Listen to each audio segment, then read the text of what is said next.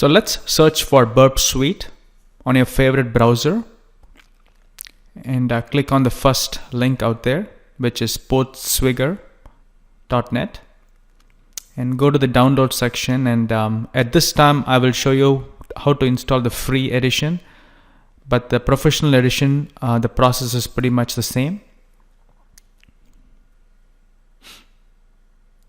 So once you download, you can save it to your desktop. So I went to the download section, so I will move it to the desktop so it's easily accessible.